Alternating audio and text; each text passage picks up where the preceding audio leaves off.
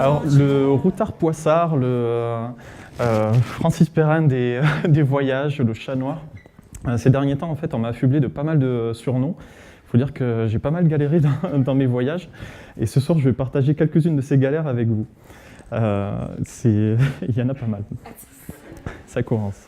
Alors, ça commence même avant de partir. À l'aéroport, on arrive avec la voiture, les bagages sont dedans, on laisse les clés sur le contact, on sort de la voiture, et puis là, on ne sait pas pourquoi, la voiture se verrouille. Voilà, avec les affaires dedans, nous on a un avion à prendre, et pas moyen de partir. Voilà, donc ça commence fort.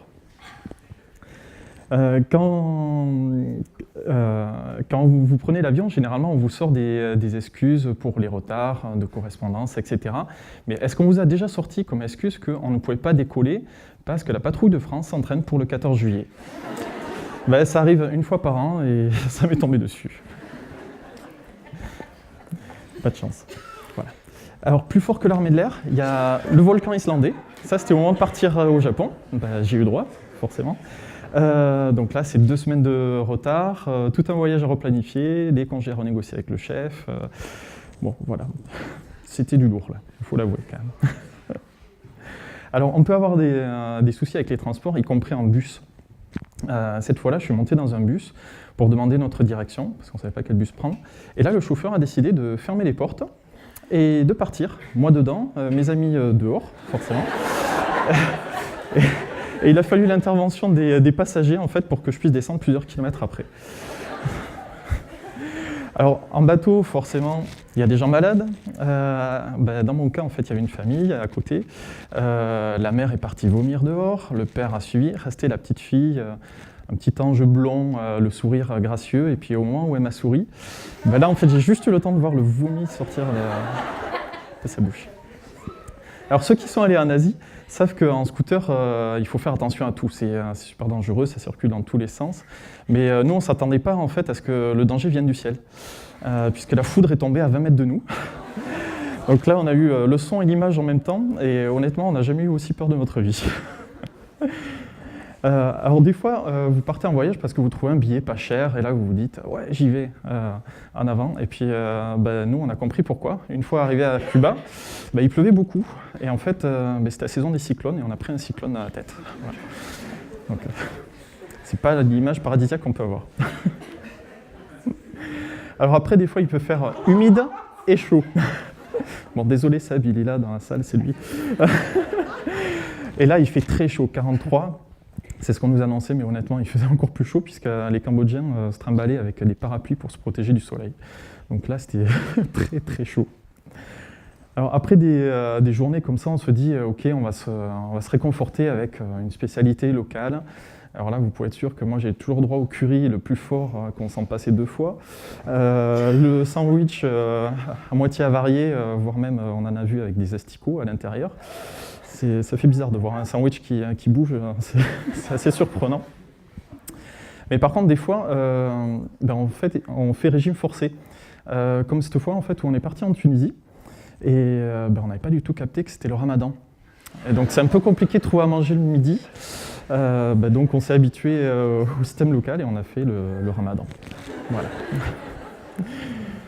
Des fois, il faut se convertir. Alors après, d'autres fois, on regrette d'avoir trouvé à manger. Comme cette fois-là, dans un bivouac dans le désert, donc forcément ça finit en tourista.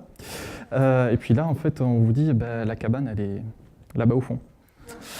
Et là, c'est un grand moment de solitude, mais à tout point de vue. Vous êtes tout seul, y compris pour trouver du PQ.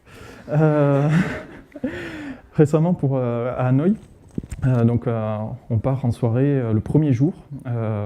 Donc on part dans un bar, et puis à la fin de la soirée, je rentre par une petite rue sombre, et là, je me suis fait attaquer par une bête. Mais pas n'importe laquelle. Hein. Elle était spéciale. Alors non, c'était pas celle-là, c'était pas un chat, mais c'était un chien. Et sur le coup, en fait, le chien, il m'a bien attaqué, il m'a bien mordu le mollet, j'ai réussi à m'en débarrasser, revenir à l'hôtel. Et le lendemain, vu que j'étais un peu éméché, je n'ai pas trop regardé le soir, le lendemain, c'était une mare de sang sur le lit.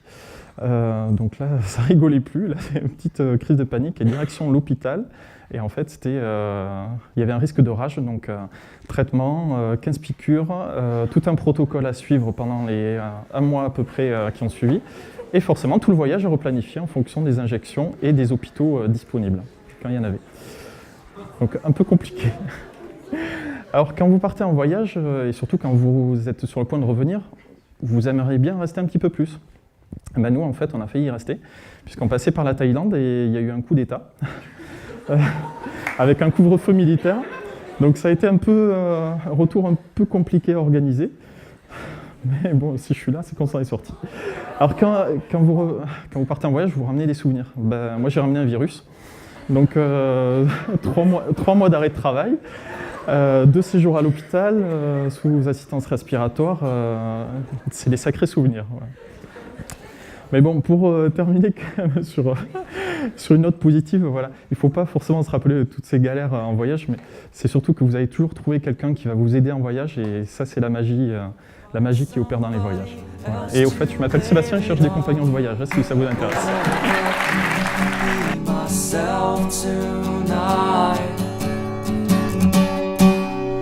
Don't you know you can't be trusted? And don't you know you? Let's roll, let's get out of Hicksville.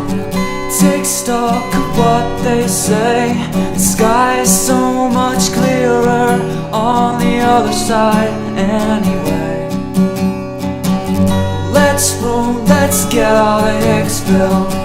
Take stock of what they say. The sky is so much clearer on the other side anyway.